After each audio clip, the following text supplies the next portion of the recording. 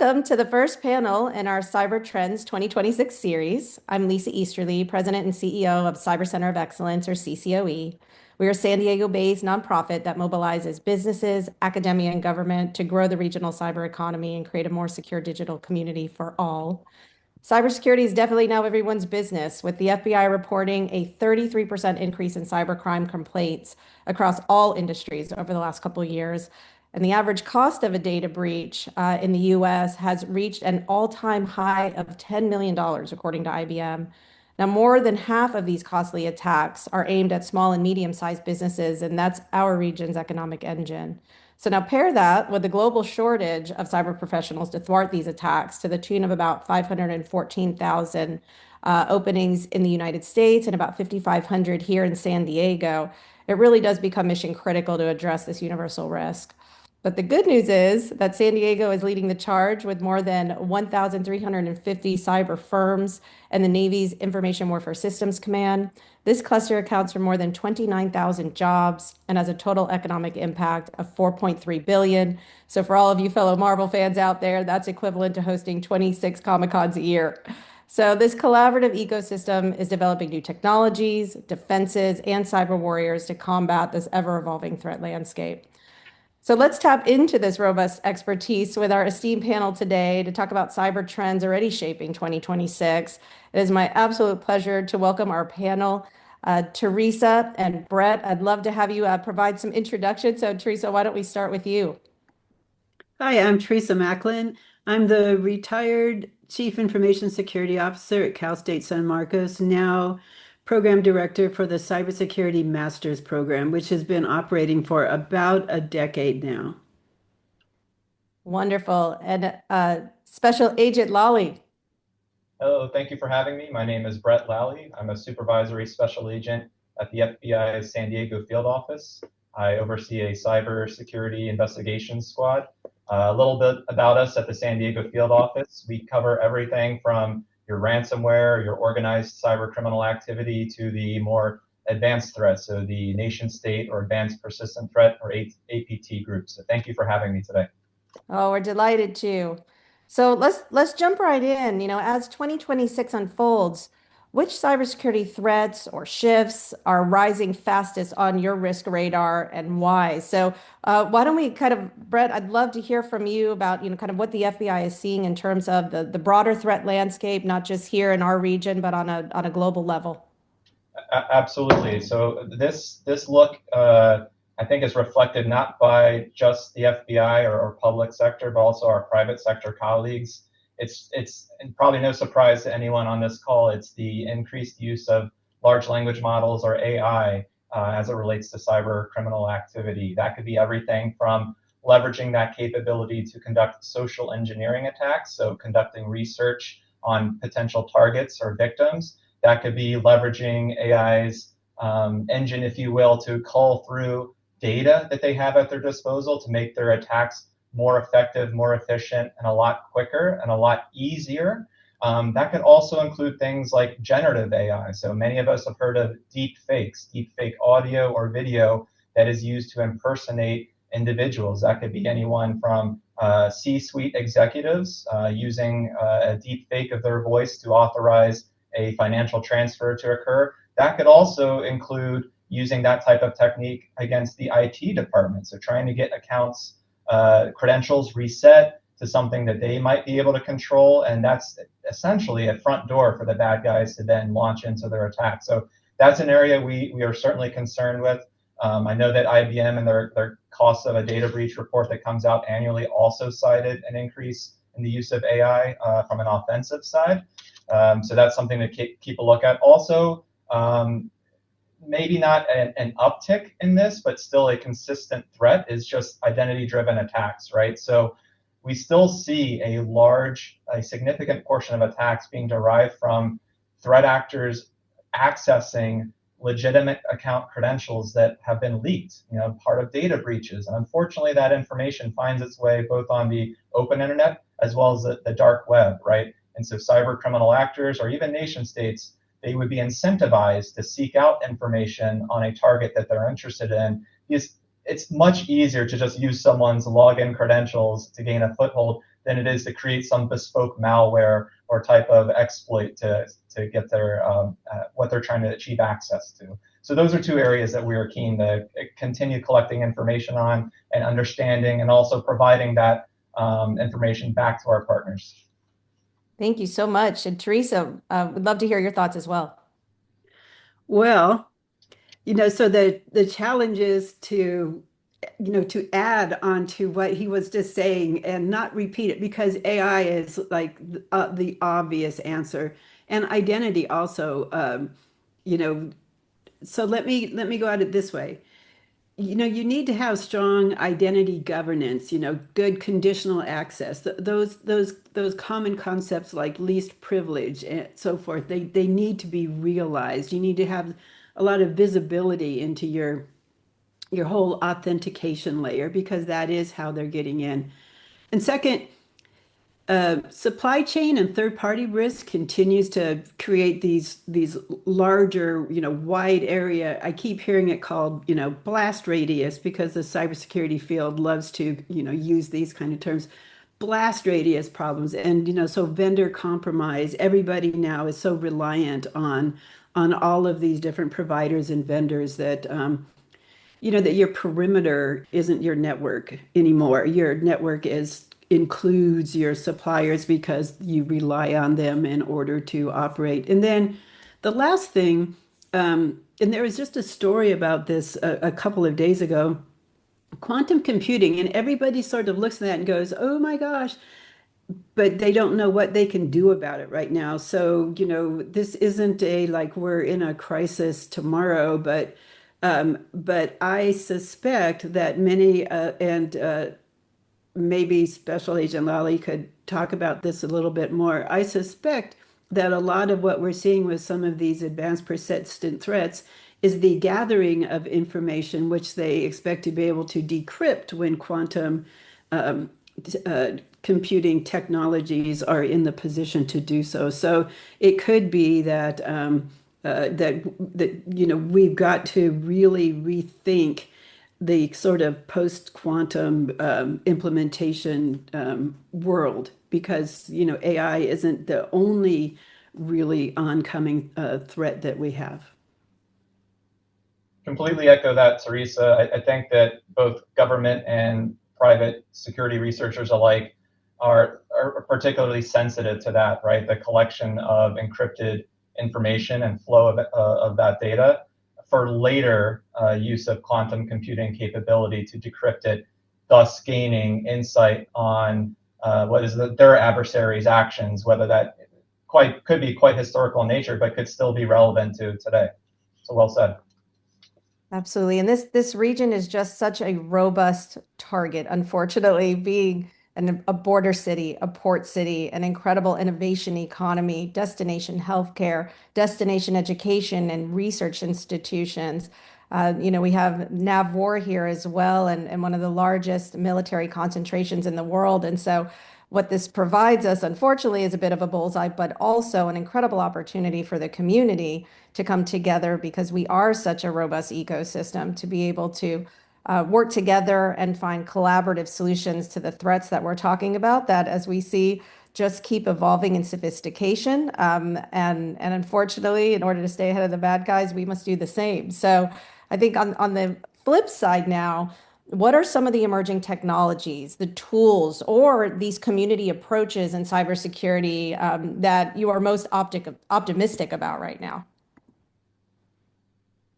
Well, I can kick things off, kind of going back to the AI well, but I do think it is particularly relevant.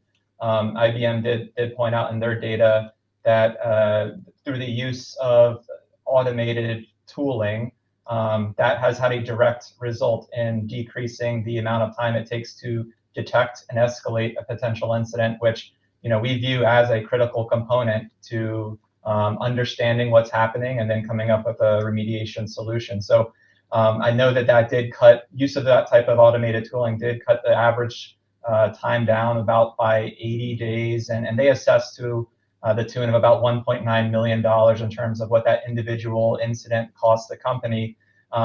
That's, I think, perhaps a little murky going forward, but I think that just speaks to not just use of AI or automated tooling. Again, I don't want to think that, give the misconception that, hey, if you use this, you're going to be fine, and that you don't need to then rely on good governance that Teresa was just mentioning a few minutes ago. I think that is far more important, having some thoughtful conversations and approaches on the governance side and aligning your cybersecurity and IT departments with business operations, business objectives, having buy-in from top to bottom, from C-suite and executives and or the board, and it not just being looked at as solely an IT or cybersecurity department.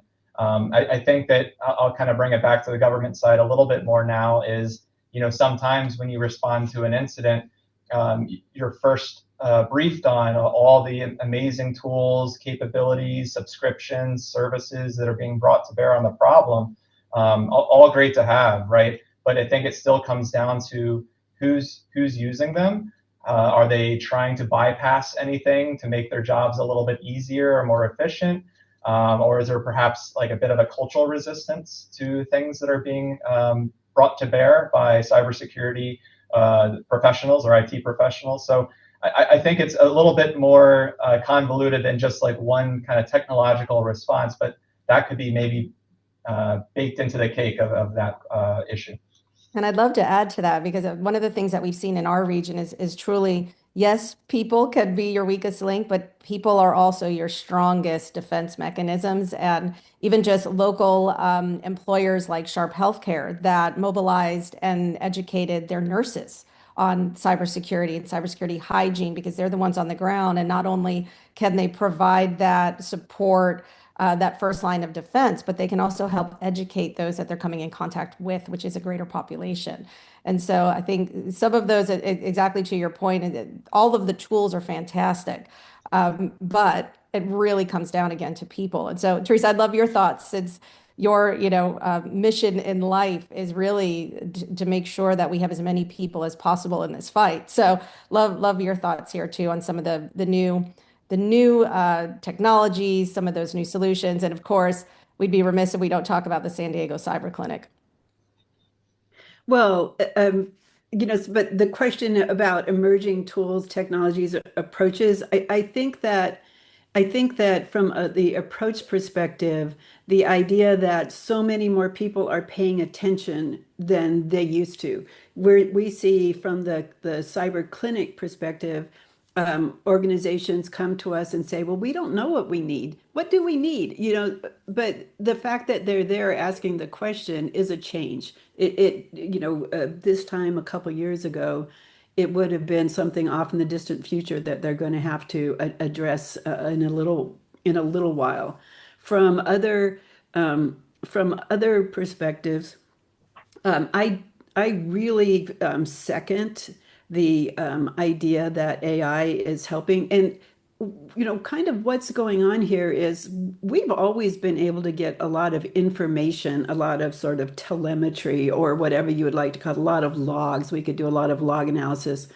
But you get to the point where, as humans, you can only pay attention to so many things, and so the tools that are coming from AI are really going to help automate our, pay attention, find those alerts, correlate information from a bunch of different places in your organization. So those kind of things I think are enormous. And also, I feel like zero trust is maturing beyond a sort of a fuzzy, amorphous idea to implementation. So how are we actually going to implement some, kind of difficult concept like zero trust? So I think those are some of the things that we're thinking about, along with the fact that a lot is happening that's helping the broader community become more secure than they used to be. Absolutely. And if you don't mind for our audience, can you just describe zero trust? Oh, zero trust is the idea that that you don't just necessarily, trust whatever entity it is that's sort of, well, put it this way, sort of requesting access to some object.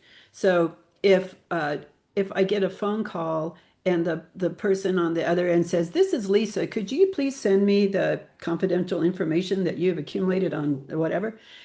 Then if under a zero trust model, I wouldn't go, "Oh, hi, Lisa. Here you go." I would say, "Lisa, prove to me that you're Lisa," right? So I don't trust. I verify.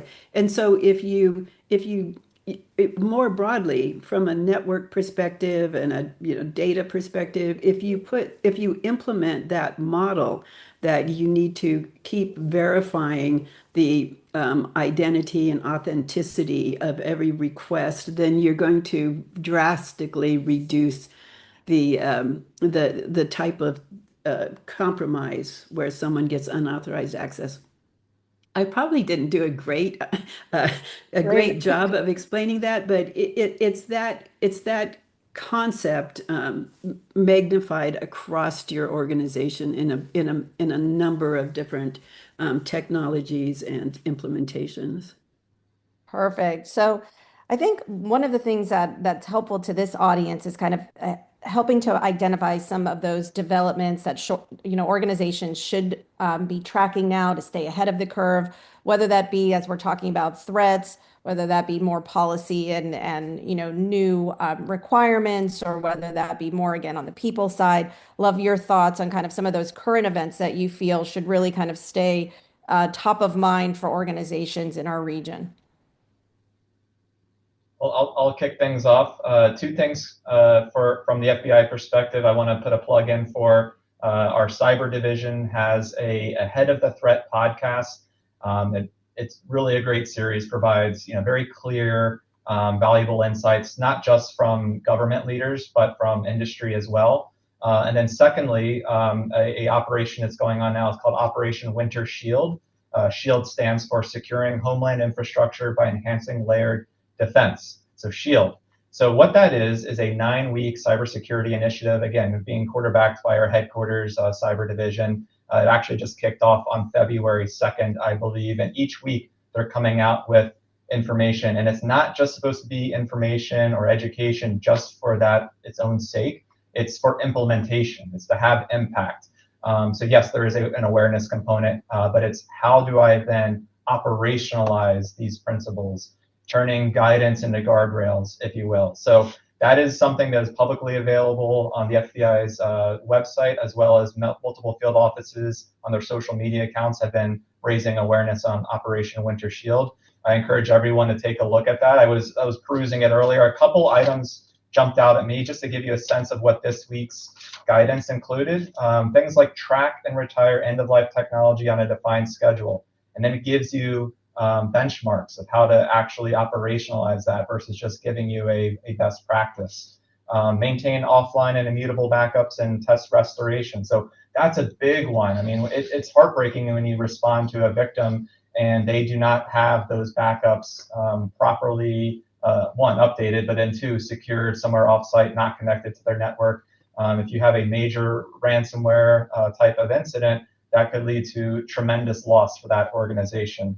And then lastly, and Teresa briefly touched on this earlier, reduce administrative privileges, right? It sounds basic, and it is basic, but we give a few key points of what you can do now, because we know not everyone is a major organization or corporation with a ton of cyber and IT resources. So I think these are going to be very helpful, especially for those smaller and medium-sized businesses and organizations in our San Diego community. Perfect. Thank you so much. Teresa, what would you like to add?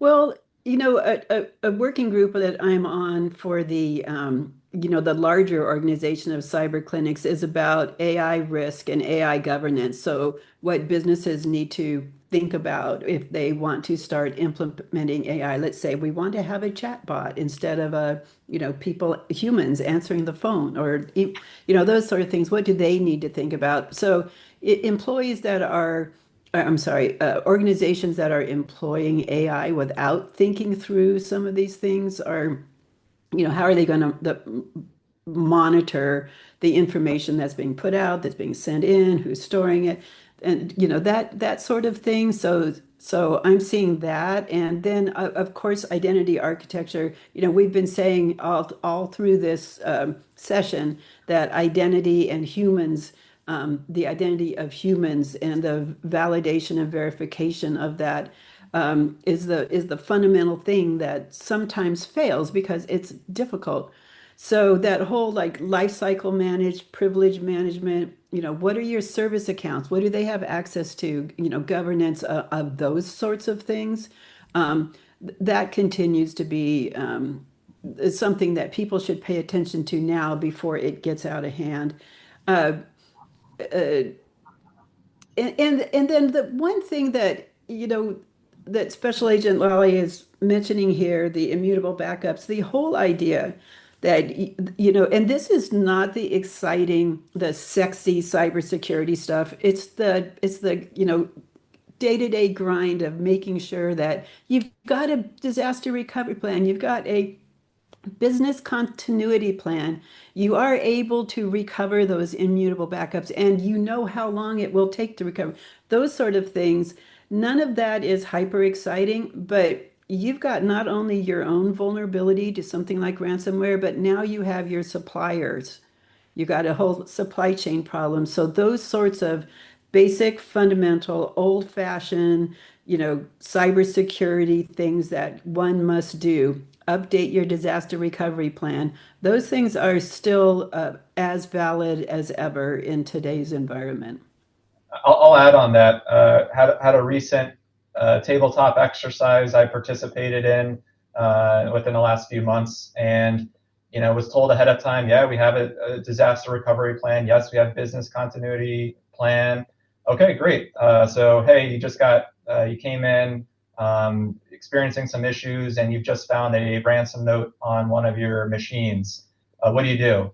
And everyone looked at each other for a very uncomfortable few minutes. So again, just underscoring, okay, you may have some of these plans, you may have a escalation plan, you may have decision matrix, you may have conceptually some of these things, but in my view, they're worthless if you don't practice them and then take the feedback from those exercises and improve. Absolutely. And we've seen both sides of where that's worked really well and where it hasn't. And even in our community, a good example, not many years ago here when the Port of San Diego was under attack, the way that they were able to bring back and make sure that ultimately they were even able to work with the FBI and bring the folks to justice was because they had done exactly this. They had spent many years exercising and going through and making sure that they had all of the right folks and that everybody was deputized, and then ultimately were able to also deputize even further outside of an IT division. And so I think there's a lot of ways you can see where this works very well. And again, people are your weakest link, but they're also your strongest defense. So it's an opportunity too to make sure you're not just educating those that are just in IT, because as we've all keep saying, cybersecurity is not limited to just IT divisions within organizations. And attacks, unfortunately, very, very frequently do not come through IT departments. They're coming from every other aspect of a company or an organization. So I think some companies, they hear us say this all the time, make sure you have a plan, make sure you've exercised it, but they don't have the resources internally to even kind of develop that. So love to talk about some of these resources that we have in our community. I think starting with the San Diego Cyber Clinic, this is a fantastic free resource for our region, led by CCOE in partnership with Cal State San Marcos, National University, and San Diego State University. Very similar to Law or Medical Clinic. This provides resources for those in the community in need and the development of cyber plans or risk assessments or AI adoption assistance or CMMC. Lots of different offerings, again, offered for free. And this is a great program because while it also provides this incredible resource for our community, it's also giving all of our students within these programs hands-on experience, opportunities to work directly with employers, and very excited that now in its second year, we have now reached over 300 students. We've helped 65 organizations and have 18 faculty now dedicated at these organizations. So Teresa, love, for your thoughts, and then we'll talk a little bit too about how folks might be able to join this fight. I wanted to add in that the reason these things the clinic service is free is because students get academic credit. Each of our universities has, well, under California Title V, there's a requirement that master's programs have a culminating experience, which could be, in our case, it's a project. And since I'm only going to speak for Cal State San Marcos, but our other two educational partners are great and they have very similar goals. Our goal at Cal State San Marcos in the master's program is to turn out people who can operationalize these things because it is, well, it's not easy, but it's easier to imagine things than it is to implement them. So, and that's probably true everywhere, but certainly true in cybersecurity field. So what we want is for them to have actual experience implementing these concepts that they've spent a couple of years learning about. So they get academic credit for this, and this is why it's free to the community, is the students are receiving academic credit. So I just wanted to throw that in there, and that also that they are students with a master's in cybersecurity, typically an undergrad degree in computer science or MIS already. So there's a lot of knowledge there, and it's great to be able to give them these experiences with organizations in the community. Absolutely. So let's talk about, career advice for professionals looking to enter or stay relevant in the cybersecurity workforce. So Brett, why don't we have you kick that off and then we'll pass it back to Teresa. Yes, and I'll admit Teresa probably has a lot better feedback than I do, but from what I've seen, I've seen two areas be quite impactful. These are not as in the category of hard skills, if you will, but communication and a commitment to continuous learning, right? So everyone needs to be able to communicate clearly and effectively. That's everywhere, everyone from the SOC analyst to a senior leader in an organization in a time of stress, which guess what? A data breach or a significant intrusion incident will be incredibly stressful and will get more and more stressful as the days and the hours continue. You need to be able to effectively communicate not just with your peers, but up and down to understand the incident and act, hopefully, that incident response plan that we talked about earlier. And secondly, I mentioned the commitment to learning. We say this all the time here on my team. I mean, no one knows everything about everything. I think that's a very dangerous mindset if people have it. There's always something that is changing. This is a very fast-paced, fast-moving space that we're in. Technology is moving very quickly. I mean, we weren't talking about AI 5 years ago as we were coming out of COVID, right? It just was not a topic of great concern or of interest in our society. It is now, right? And we see the impacts both offensively and defensively that the use of that technology has had on our security. So I think having that commitment to learning just is a good attitude to have within any kind of team environment. And then it's always good to refresh. So we've had recently here just at the field office some internal opportunities to refresh topics that, hey, maybe we had some good experience analyzing a router 10 years ago, but there's been a lot of advances in terms of the router technology as well as the tools at which we use to forensically examine that. So let's have a lunch and learn session, if you will, here. So those are just two areas I wanted to quickly touch on. Great. Teresa, your thoughts? Well, I echo all of that. I mean, staying current is always difficult, and you don't necessarily have to chase down every new technology, but I like to just make sure for all of my students we start, at least once a week going through what's the news, what are the developments, what are we seeing, what in the whole industry, and what are we talking about in cybersecurity, and just keep abreast of it so that you understand what's going on. But I also want to say that the thing that I think that if I was going to give advice to anybody how to stay current is to try to understand the entire operation that you're in. So outside, yes, also, but inside, what is going on? What is your organization doing? So security is, it's sort of to a certain extent about protecting, operations, revenue, confidential information. It's not just about blocking malware or just about doing phishing training, whatever. But, you have to understand everything. You cannot make good decisions about things you don't understand. You just can't. So I think that people need to develop a broader understanding than just their narrow area that they have.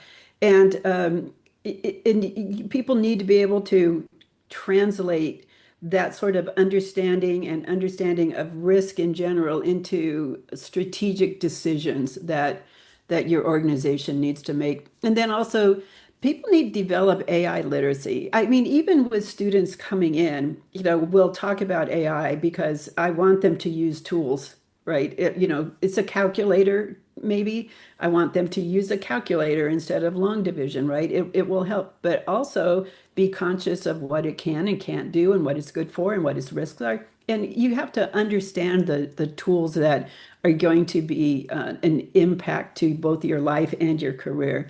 So I think that intellectual curiosity is enormous. And if people aren't intellectually curious, then they need to become intellectually curious about these things in order to stay engaged and knowledgeable in this field.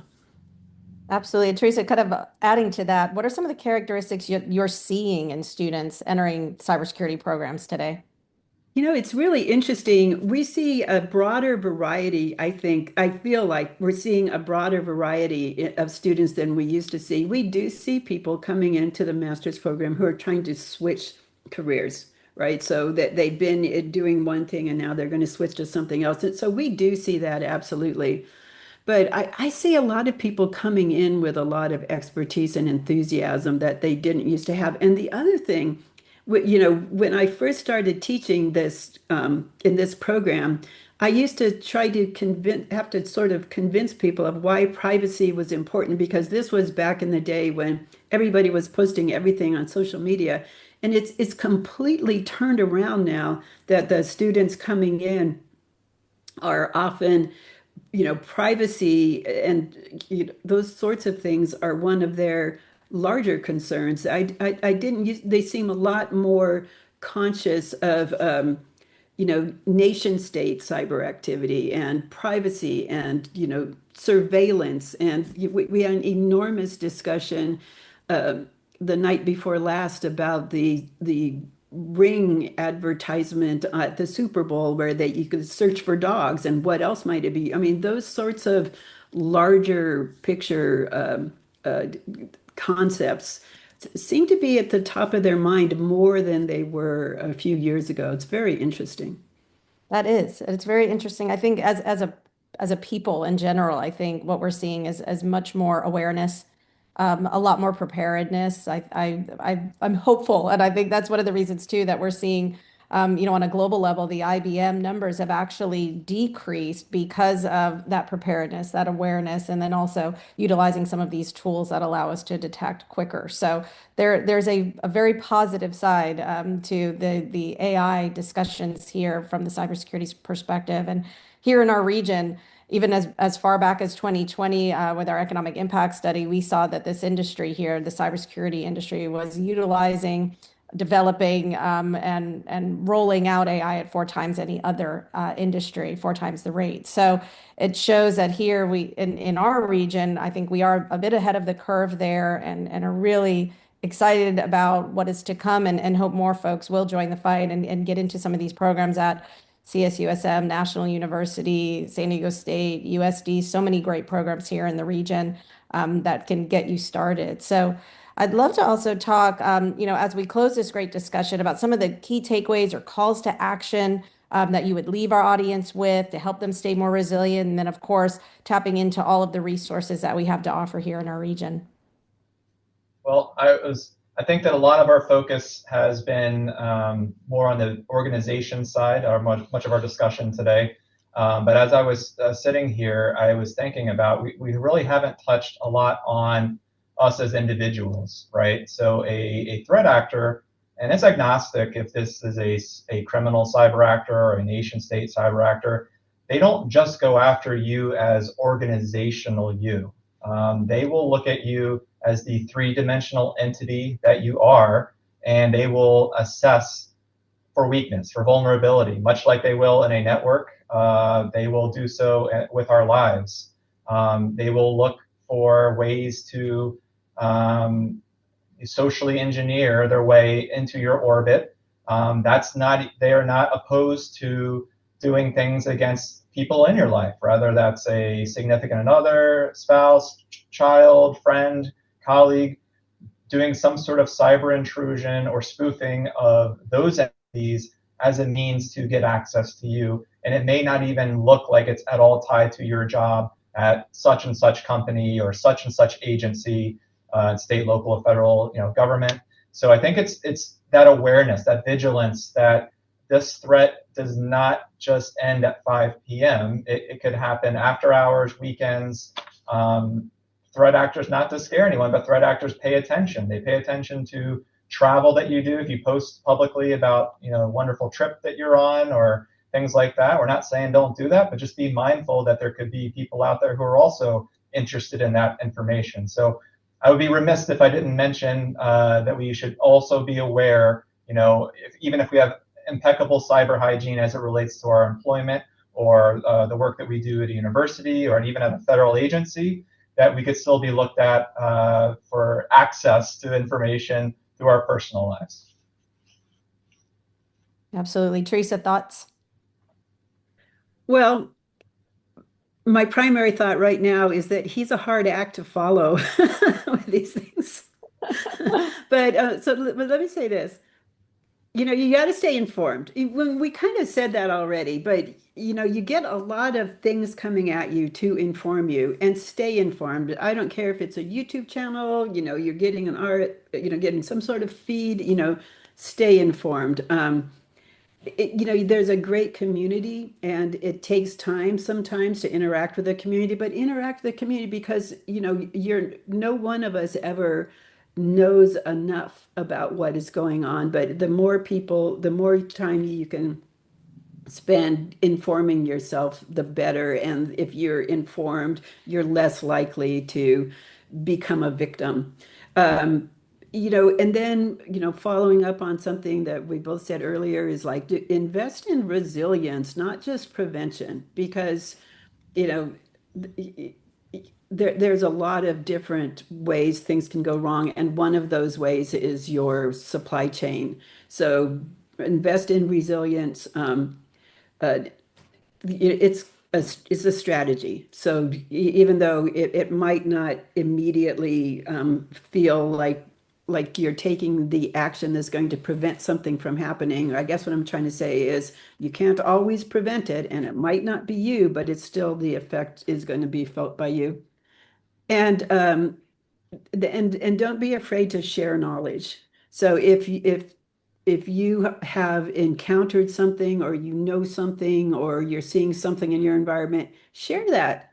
I mean, that is of interest to the rest of the of your community and the rest of our community in general. Absolutely. I think that's my final thought is very much cybersecurity is a full contact team sport.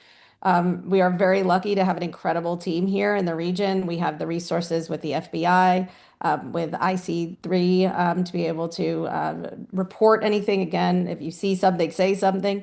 Also, resources like our FBI Executive Briefing Series, which educates each of the different key sectors within the region. We've got great partnerships with law enforcement, like the San Diego Law Enforcement Fusion Center, which brings together the great agencies like the FBI and CISA and so many others within our region. We've got the San Diego Regional Cyber Lab, housed out of the city of San Diego, to provide small businesses as well as educators and agencies with resources and hands-on tools. Of course, the San Diego Cyber Clinic with their free resources for organizations and opportunities to learn within our region. So lots of ways, I think, to get involved in so many different community organizations. We are very lucky to have lots and lots of professional chapters here in our region to dive in with, to help you stay current, to create also that camaraderie and that team. And ultimately, it just makes us all stronger. So It has been an absolute pleasure speaking with the two of you. I know you're going to smile when I say it, but you are both two of my favorite people to spend